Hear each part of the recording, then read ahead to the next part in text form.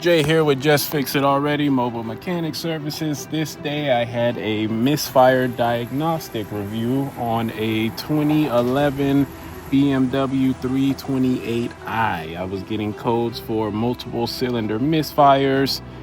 Engine was running rough, so I hooked up my spark checker, checked a few of the cylinders, checked the fuel pressure. Everything was looking fine, and did a smoke test with my Amazon smoke machine. We did find out that the PCV valve on the valve cover was leaking, so we'll get that switched out.